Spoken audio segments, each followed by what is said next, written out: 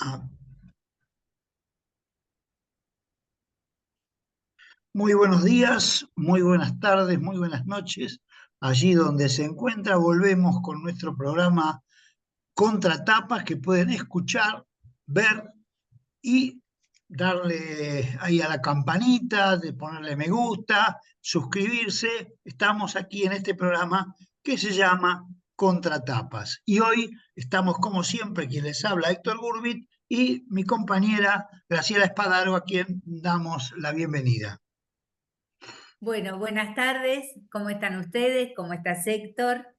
Hoy compartimos la parte 2 de nuestro programa anterior, que se trataba sobre el oficio de escritor, lo que dicen los escritores de cómo se escribe y algunas observaciones para tener en cuenta a los que quieran escribir. Quería comentar algo. Este programa hasta el momento lo han visto 50 personas. Nos mandan saludos Graciela 5774, que dice que el programa está tan bueno como siempre, y María Fernández, que le gusta mucho también como de costumbre. Después me mandó un WhatsApp Néstor Di Martino, que en algún momento fue profesor de taller literario de la SADE Central, y nos dice que está escuchando todos los programas, que le gusta mucho, que le parece excelente la calidad del material, también así como obviamente la conducción, y que después nos va a mandar por escrito un análisis más detallado como crítica del programa. Sí, yo tengo el caso de un amigo, se llama Alberto Pomeraniec, que escuchó el programa, dice: hola, recién escuché, vi el programa 12, muy lindo, da gusto esta relación de la escritura y otras actividades de la vida de lo que era el país. No sé si tiene futuro, pero hay que ser optimistas. Bueno, te cuento algo. Nuestro programa de los gatos llegó a las 100 visitas. Ah, mirá vos, ¿tenemos que seguir con los gatos o seguir con los perros? También los Sí, sí, perros, hay que seguir por ahí, hay más sí, público. al Animal Planet. Bien, bueno, empecemos entonces con esto que tenemos. Bueno, Te cedo la yo palabra. seguiría una continuación porque estaba hablando acerca de las observaciones que hace Gabriel García Márquez sobre la escritura. Y a ver, dice por aquí: salvo que sea un genio excepcional que aparezca de pronto, no se puede hacer buena literatura si no se conoce toda la literatura. Hay una tendencia a menospreciar la cultura literaria, a creer en el espontaneísmo, en la invención. La verdad es que la literatura es una ciencia que hay que aprender y que existen 10.000 años de literatura detrás de cada cuento que se escriba, y que para conocer esa literatura sí se necesita modestia y humildad. Bueno, yo respecto a esto diría que conocer toda la Sí, literatura eso es estaba un pensando, imposible. porque Es, llegás a la es librería y hay cientos de libros, sí, cientos de miles. cientos de Es un miles, sí. imposible conocer toda la literatura, ¿no? Con conocer algunos autores importantes estaría bien. Estaría suficiente, sí. Nunca podría escribir un libro a partir de una idea. Parto siempre de una imagen, de un sentimiento, y todo el libro desarrolla esa tesis. A partir de una idea se podrán escribir ensayos, tratados, pero no otras cosas. No, no Bueno, sé, esto no es estoy tan de acuerdo con eso, pero yo bueno. tampoco, pero son las observaciones que él hace, ¿no es cierto? Porque la idea también la generás después en imágenes. Es como pensar, ¿qué es primero? ¿Cómo se piensa? ¿Se piensa en palabras o se piensa en imágenes? Mirá, yo lo que creo es que el problema no es escribir, porque a escribir se aprende. Con buena voluntad y con estudio se aprende. Lo importante es tener una idea para escribir. ¿Qué es lo que vas a escribir y por qué? ¿Qué querés demostrar con lo que estás escribiendo? Esa idea para mí es central en toda literatura, ¿no? Me parece. Por eso Bueno, tienen tanto éxito por ejemplo, revoluciones como Cien años de soledad, revolucionó de alguna manera, o los premios de Cortázar, o algunas otras, el Quijote de la Mancha, porque encuentran una idea original para decir ciertas cosas. Y sobre todo, un modo diferente de decir, Claro, ¿no? Bueno, él dice, si bien la literatura es un producto social, el trabajo literario es absolutamente individual y es además el trabajo más solitario del mundo. Nadie te puede ayudar a escribir lo que estás escribiendo. Ahí estás completamente solo, indefenso, como un náufrago en la mitad del mar. bien. Ya lo Después demás. dice, sí, medio conocido ya. Sí, Uno tiene que trabajar con sus propias realidades. Eso no tiene remedio. El escritor que no trabaja con su propia realidad, con sus propias experiencias, está mal, anda mal. Cosa que tampoco estoy de acuerdo, porque tu experiencia la podés volcar en algún punto, pero la imaginación para algo la tenés. por supuesto, por supuesto. Bueno, Bueno, yo te sigo con algo más, ¿o que terminaste? no, no, después sigo. Bueno, yo estuve leyendo a una escritora muy famosa, Marguerite Duras, que escribió El amante, no, escribió El amante de la China del Norte, algo así se llama, pero después se hizo la película El amante, ¿no? Eh, yo digo, todos hicieron, ahí en la web, todos están maravillados con esto que escribe Marguerite. A mí me parece que lo único que dice es que para escribir hay que estar solo. Es a lo largo de todo el texto, ¿no? Así que yo lo pasé de largo y me fui a un escritor que se llama Carlos Mastrangelo, un argentino, que escribió un texto que se llama Bases para una teoría del cuento. Y hizo una compilación de 39 cuentos argentinos, donde da estas premisas, ¿no? Las voy a ir diciendo. Traté de buscar aquello que es más original en lo que está diciendo, ¿no? Y dice así, habla de la unilinealidad del cuento, su unidad de asunto, su única espina dorsal. La unilinealidad, ¿no? Un poco como decir que el cuento tiene que dedicarse al cuento y no irse por las ramas, ¿no? Ujú. Y dice, la unilinealidad del cuento no permite la menor distracción del autor ni del lector. Porque aquí ya está Sí, juntando, es algo que generalmente se le pide al cuento, ¿no es cierto? Lo que está diciendo tu autor. sí, y después dice, son tres más y termino con Mastrangelo. El cuento nace y muere moviéndose. Quizás es una expresión interesante. Sí, Después dice, el cuento cabal es concluido al mismo tiempo por el autor y el lector. Eso es lo que tiene a mí de original lo que está diciendo, ¿no? Que incluye al lector, ¿no? Sí, bueno, es como se lo ve hace bastante, ¿no es cierto? Con que el lector es el que le da la verdadera interpretación al texto. sí. Y después, por último, todo el arte y la técnica de la elaboración del cuento consiste en ir preparando su final desde la primera línea. Ah, Sí, es lo que hablábamos, que decía Quiroga, que tenés que tener el principio, el desarrollo y el final. claro, y bueno, eso no sé si siempre es así. También hay que tener presente que el cuento es un género en particular, porque también hay narraciones que no son cuentos, pero que también son muy interesantes, ¿no? No, no. El cuento que ese final inesperado, por ahí no lo tiene, pero sí narraciones que son cortas, que podrían llamarse, en vez de cuentos serían narraciones, pero que no son como el cuento se define como comienzo, desarrollo y final, teniendo en cuenta que el final es una cosa que de alguna manera es explosiva, ¿no? Genera, Claro, como narraciones cortas, a vos te gusta mucho la crónica. claro, por ejemplo, no hay un final sorpresivo en la crónica. En No. general ya se sabe que el que estás hablando se murió. Tú, Bueno, sigo Gabriel García Márquez. En el oficio de escritor, la modestia es una virtud sobrevalorada. Porque si tú te sientas a escribir modestamente, quedas convertido en un escritor de nivel modesto. Entonces, hay que meterle toda la ambición del mundo y hay que ponerse los grandes modelos.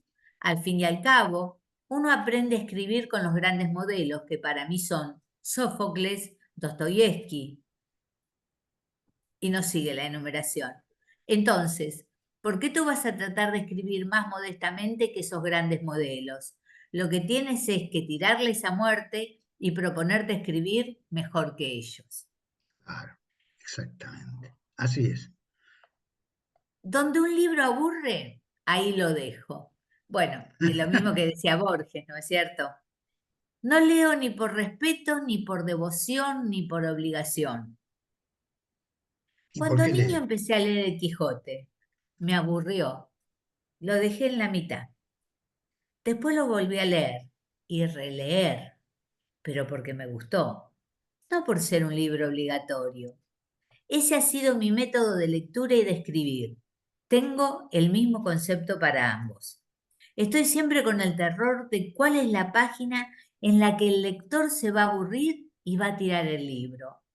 Trato entonces de que no se aburra y que no me haga lo mismo que hago a los otros. Bueno, sí, Y ¿tenés más? O sí, tiene una más él.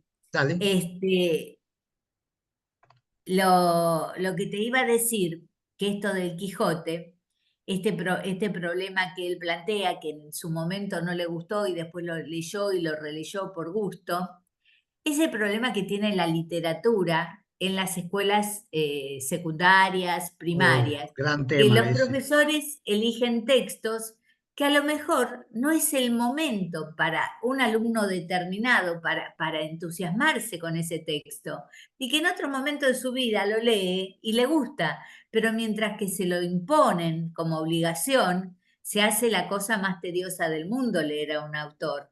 Sí, bueno, la experiencia mía de la materia literatura es nefasta, digamos. Yo la recuerdo ahora como algo realmente exasperante, porque te hacían leer El Cid Campeador, y no es que sea malo o que esté mal, pero en esa altura de la vida vos tenés que leer algún cuento, qué sé yo, a la deriva de, de Quiroga, qué sé yo, o La intrusa de Borges, sí, cosas que Bueno, sean cortas yo tenía pero una profundas. profesora de literatura bastante piola, porque si bien, según ella, tenía que dar el programa y te daba la Celestina y el Sí Oh, Campeador, como vos decís, y todas esas cosas, ella te metía a Cortázar, te claro. metía a Marechal, ella te daba otros textos para que vos, viste, abreves en Yo ellos. creo que algo ha cambiado, ¿eh? Yo ahora no estoy muy al tanto, pero yo creo que cambiaron en muchos colegios. No sé si en todos, pero en general se cambió esa vuelta a los autores del siglo XV, que no, XVI, XVII, que a la juventud no le interesa tanto. Hoy Bueno, prefieren el rap. sin ir más lejos, mis libros de cuentos se trabajaron en escuelas secundarias de Avellaneda y en escuelas primarias para adultos también de Avellaneda, Sí, en sí, varias escuelas, doy durante fe. bastantes años. Y porque esos tocan, los cuentos tuyos tocan temas actuales, tienen que ver con la actualidad, ¿no? Aunque no sea la actualidad, aunque sea un texto que tiene que ver, no sé, un policial, por ejemplo, pero está el lenguaje actual, ¿no? El lenguaje actual. Y aparte la oportunidad de que el lector se identifique con el protagonista, el personaje o alguno de los que Claro, claro. participan. Sí, exactamente. Así que, Bueno, te bueno, digo lo último de Gabriel García Márquez. Busco la manera de que el lector no se distraiga con nada. Pongo algunos adjetivos, algunas palabras que no tendrían por qué estar allí, que no significan nada, pero que son recursos imperceptibles de estilo, con el objeto de que no haya tropiezo. Tengo la impresión de que cuando el lector tropieza y pestanea, por una falla del ritmo o por cualquier otra cosa, allí se distrae y corro el riesgo de que se me escape. Quiero tenerlo agarrado por el cuello, desde la primera hasta la última línea. Bueno, yo el comentario este que me interesó, el del ritmo, ¿no? Uno piensa que el ritmo es algo de la poesía rimada, ¿no? Pero no, Sí, el ritmo tiene que ver con la prosa, tiene que ver con la poesía de verso libre. El ritmo de un texto es muy importante. Está en el cerebro, ¿no? Es algo muy raro que uno maneja, ¿no? Pero el ritmo es importante. Me gustó lo del ritmo. Yo tengo acá buenísimo. a Ángela Gordicher, no sé si lo digo bien. Gorosdiche. Grosdicher. Y también tomé algunas partes, algunas tips que ella propone. Dice así, no se escribe con la pasión, sino con el recuerdo de la pasión. Quizás tenga razón, ¿no? Sí, esto es lo que siempre se habla, que no escribas con el sentimiento a flor de piel, sino que lo dejes enfriar y lo revivas. Claro. Después dice, hay un trípode que es el siguiente. Los personajes, la crisis y el tono. Si alguno falla, el cuento se ladea en falsa escuadra. Así que tenemos el personaje, la crisis y el tono. Ahora, después dice lo que es el tono, ¿no? Después dice algo que ya creo que dijimos, en un cuento algo sucede. Es algo tiene que suceder, porque si no, no sé qué contás. No. Bien.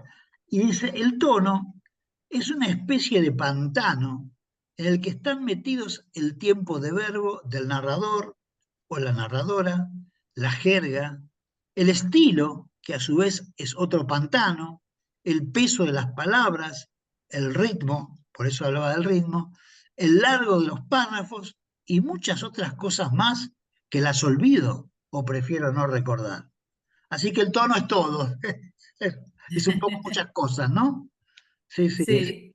Bueno, te cedo la palabra. Después seguimos con otros, Bueno, eh, en este caso voy a tomar a Jorge Luis Borges y él no se encargó de hacer un decálogo, nunca fue amante de ese tipo de cosas. Sí, a lo largo de las entrevistas dio su opinión acerca de algunos conceptos sobre literatura y de eso voy a hablar. Dice, son recopilación de distintas entrevistas lo que tengo acá. Porque creo que un escritor no debe intentar nunca un tema contemporáneo ni una topografía muy estricta. Fíjate vos qué diferencia a lo que estábamos hablando. Porque inmediatamente van a descubrir errores. sí. O si no los descubren, van a buscarlos. Y buscándolos, los encontrarán. De modo que creo que conviene cierta lejanía en el tiempo y en el espacio. Además, creo que la idea de que la literatura trate de temas contemporáneos es relativamente nueva. Bueno, pensemos que Borges nació en 1899 Claro. y estaba escribiendo en 1930, Sí, 25, 30. pero él tiene mucho escrito que tiene que ver con ese fin del siglo XIX, ¿no? Sí, Y él dice un poco que la forma en que se expresaban esos personajes, ¿quién le va a discutir cómo se expresaban a estas alturas, digamos? No, no, ahora, si vos trabajás sobre lo contemporáneo, sí, hay posibilidades de que te encuentren errores de formas de escribir o de claro, decir, eso ¿no? seguro. Dice, si no me engaño, la Ilíada se habrá escrito 2 o 3 siglos después de la caída de Troya. Creo que la libertad de la imaginación exige que busquemos temas lejanos en el tiempo o en el espacio, o si no, como lo están haciendo los que escriben ficción científica ahora, en otros planetas, porque si no, estamos un poco trabados por la realidad y la literatura se parece ya demasiado al periodismo. Puede ser que tenga razón con lo que dice. Y yo tengo aquí unos consejos de Matías Mauricio. Matías Mauricio es un escritor contemporáneo que conoce mucho de tango y hace una suerte de pequeños tips que tienen que ver con la poesía, no con el cuento. y que no hay muchos que digan o que hablen sobre el tema de la poesía cuando hacen decálogos. Y dice así: ser autocrítico, pero no autodestructivo. Todo material de descarte puede ser reciclado. Nunca abandonar una idea que a primera vista nos pareció mala. El escritorio del poeta está en todas partes. Tener un interlocutor imaginario o no. No pensar que la disciplina va a bloquear o matar la creatividad. Ahí está el tema ¿no? de la disciplina, ¿no? De proponerse a Sí, escribir, bueno, todas las mañanas a las 8 de la mañana, ¿no? Porque, claro. ¿por qué vas a escribir a las 8 de la mañana? Pero bueno, esa es la rutina, pero dice, bueno, la disciplina no bloquee lo que vas a escribir. Y si es necesario levantarse en entresueños, hacerlo y escribir. Aprovechar la pulsión poética que en ese momento te atrapa. Muy buenos los tips que tiene. Muy Son muy, interesante. muy buenos. Sí, sobre todo Sí. eso de que no tires nada, ¿no? Porque hay gente que dice, no, yo rompí todos mis textos. ¿Sabes? La verdad que no les creo. En principio no les creo que tiro todo. No, pero eso de pasar a ser autodestructivo, de crítico a autodestructivo, tiene razón, porque vos decís, no, tacho, tacho, tacho, tacho, pero que algo quede para después volver a trabajar. En cambio, si rompés la hoja y arrasás No hay con nada. todo, Se no hay terminó. nada. Bien. Sigue Bueno, lo tuyo. dice Borges. Desde luego creo en la literatura psicológica y creo que toda literatura en el fondo lo es. Los hechos son facetas o modos para mostrar un personaje. Me parece que la literatura debe ser psicológica y debe ser imaginativa. Claro, claro, claro.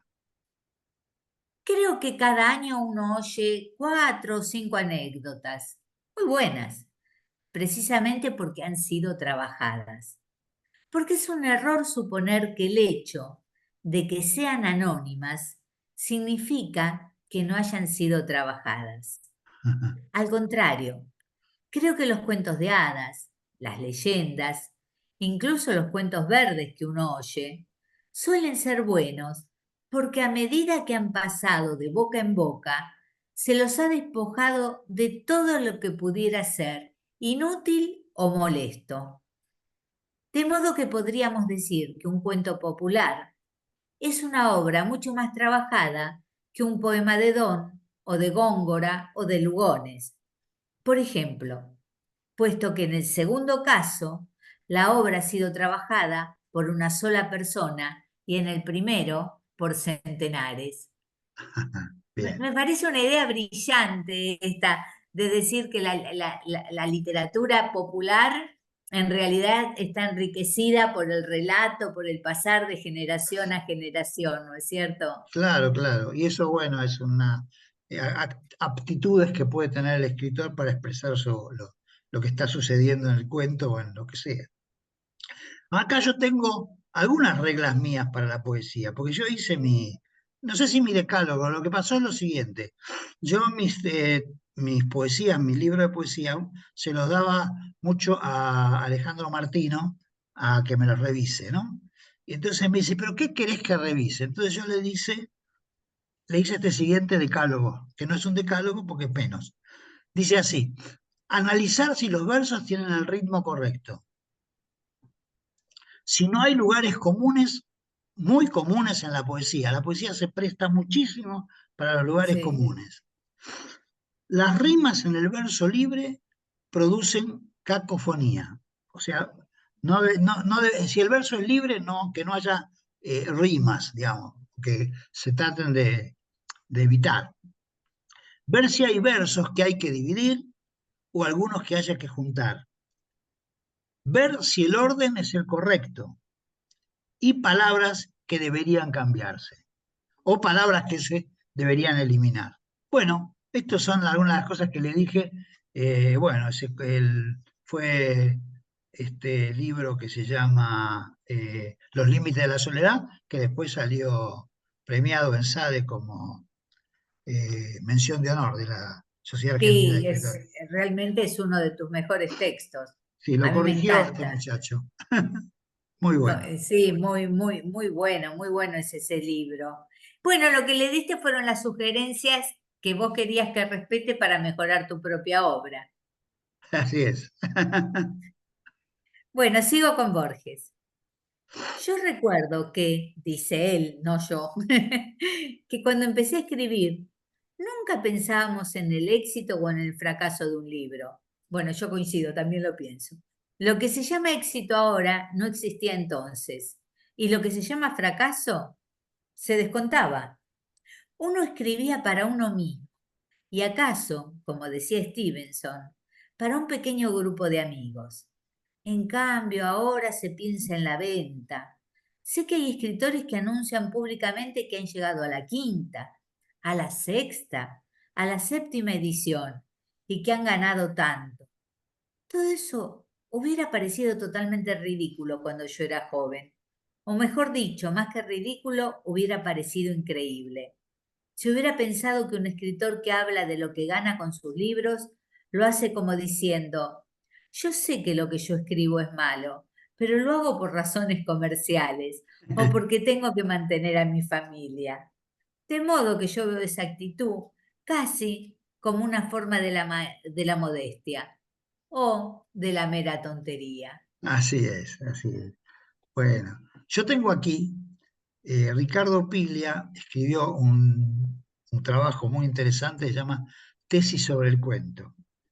11 tesis sobre el cuento. En realidad, para decirlo de una manera más sencilla, él afirma que en todo cuento hay dos historias. Una es la historia que se cuenta y una que aparece por detrás, ¿no? Esa es la tesis que él hace. Bueno, Y pero esa tesis tiene mucho que ver también con la teoría del iceberg. claro, exactamente, que, exactamente. Sí, lo dice también. tanto Hemingway como, ay, se me fue el que escribió La Dama del Perrito. Ay, no sé. Chekhov, Chekhov, Chekhov, Chekhov. Chekhov fue el primero que la enunció, pero el que más la trabajó fue Hemingway, Bueno, que pero se refiere a que lo que se da por conocer de hechos es el 10%, pero el escritor tiene que tener el otro 90% que está por debajo de la superficie conocido perfectamente para poder mostrar ese 10% elaborado. claro. Bueno, justamente Piglia toma de Chekhov un ejemplo. Dice así, es un cuento este, un cuento, un mini cuento. Dice, un hombre en Monte Carlo va al casino, gana 1 millón de pesos, vuelve a su casa y se suicida. Quedaste sorprendida, porque ahí está, la realidad es esa. ¿Y por qué se suicida? ¿Qué pasó? Porque ¿No? no ganó dos. Y bueno, así va, es el cuento clásico, dice Poe Quiroga, narra en primer plano la historia, el relato del juego, y construye en secreto la historia 2, el relato del suicida o del suicidio. El arte del cuentista consiste en saber cifrar la historia 2 en los intersticios de la historia uno, ¿no? Bueno, y Claro. sigue. No lo voy a hacer larga porque son 11 tesis. Así que estas son las dos que me parecen, la primera y la segunda, que después se van enriqueciendo con otras cosas que va diciendo. Pero eso es en esencia. Así que te cedo para el Buenísimo. próximo. Bueno, yo sigo con Borges. Fuera de Macbeth de Hamlet, corresponde más bien a memorias verbales que a memorias de situaciones o de personajes. Pienso en Shakespeare, sobre todo como un artífice verbal. Lo veo más cerca, por ejemplo, de Joyce que de los grandes novelistas, donde lo más importante son los personajes. Por eso descreo de las traducciones de Shakespeare, porque como lo esencial y lo más precioso de él es lo verbal, pienso hasta qué punto lo verbal puede ser traducido. Porque no nos Bueno, olvidemos que Shakespeare eran obras de teatro, ¿no es claro, porque cierto? la obra de teatro no se describe a los personajes, se describen en la escena, digamos. Así que, Depende del director de la obra, el claro, tono que le va a dar a cada uno es de un lo que ejemplo se que no, dice. no es muy piola, me parece, que es un ejemplo Claro, extraño. este te va a interesar. Me resulta más difícil escribir versos libres, porque si no hay una especie de ímpetu interior, no pueden hacerse. En cambio, la métrica regular es una cuestión de cierta paciencia, de aplicación. Una vez que usted ha escrito un verso, eso lo obliga a ciertas rimas. El número de rimas no es infinito. Las rimas que pueden usarse sin incongruencia son pocas. Es decir, cuando yo tengo que fabricar algo, fabrico un soneto, pero no podría fabricar un poema en verso libre. Mirá vos, ¿eh? Eso, Claro. eso lo dijo en un momento de su vida, porque después hizo verso Repetí quién libre. lo dijo, que no Borges, Borges. yo sigo Sí, con Borges. sí, sí. Sí. Pero Bueno, después en otros momentos de su vida hizo verso libre. sí, sí, claro que hizo verso libre. Él hizo de todo, pero no hizo ninguna novela, pero hizo de todo. Sí, Bueno, si vos lo pensás desde el punto de vista matemático, ¿no? Vamos a verlo desde el punto de vista. La rima sonante es combinar A con A, A con E, A con I, A con O, A con U, ¿no? Ponele. Pero las combinaciones esas son finitas, porque son claro. siempre 5 letras que se van intercambiando y generan una cantidad N de posibilidades, pero no muchas posibilidades. Quizás, no sé, habría que ver ahora, ahí cuántas serían las posibilidades. Eso te El lo dejo a cálculo de vos. Sí, probabilidades. exacto. Bueno, yo tengo acá una cosa que es interesante. Hay un libro que se llama Las cosas que llevaban. Un libro que yo lo recomiendo, es de Tim O'Brien.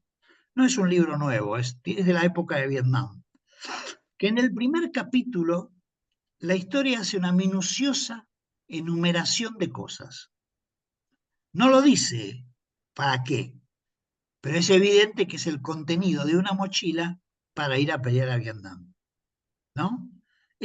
Bueno, es interesante la enumeración que hace y el concepto de enumeración, así pensado, es extraordinario, porque vos vas viendo cómo la mochila se va armando, pero no hay una guerra, no ves nada, solamente qué llevas en la mochila. Es, Bueno, el concepto de enumeración, para mí no hay nadie que lo haya trabajado más que Annie Ernaux, que escritora francesa que obtuvo el premio Nobel hace 2 años. Ella relata a través de la enumeración claro, claro. de A mí me hechos, de pareció, acontecimientos. Es súper interesante que use la enumeración para eso. sí, bueno, a mí por eso te digo que esto es importantísimo, que me parece muy bien esto este capítulo primero del libro. Después el padre lo invita a pescar, pero la guerra de Vietnam no aparece, ¿eh? No aparece en ningún momento Claro, del libro. claro, Se va a pescar, a él lo están llamando para ir a pelear, ¿viste? Simplemente él está todavía, claro. es el último día de civil, como civil. Se va a pescar con el padre, cómo pesca, cómo tira la línea. Bueno, una maravilla de libro, lo recomiendo. Las cosas que Buenísimo. llevaban. Buenísimo. Nos queda muy poquito tiempo. Aporto una Dale. idea más de Borges. No, nunca pensé en escribir novelas. Yo creo que si yo empezara a escribir una novela, yo me daría cuenta que se trata de una tontería y no la llevaría hasta el final. Posiblemente esto sea una invención de mi haraganería, pero creo que Conrad y Kipling han demostrado que un cuento corto, no demasiado corto, lo que podríamos llamar long short story, puede contener todo lo que contiene una novela, con menos fatiga para el lector. Sí, eso siempre es famoso eso, ¿no? ¿Para qué fatigar a un lector con 400 páginas cuando se puede decir en 10? Claro, y bueno, es la brevedad, la elección, por eso adjetivaba con un solo adjetivo impresionante, no, pero Así es, el justo. así es. Bueno, yo tengo acá el tema del narrador, ¿no? La cuestión del narrador, que es un tema importante cuando uno va a escribir un cuento, una novela, ¿no? quién es el que narra. Pero Pero ya, bueno, eso es ya nos largo. estamos despidiendo. Sí, nos despedimos entonces. Hasta el próximo programa. Gracias, Graciela Espadaro. Yo me despido. Te cedo la palabra para la última despedida. Bueno, como siempre nos queda material, pero para la próxima cambiamos de tema. Bueno, gracias por compartir. Muchas gracias, muchas gracias.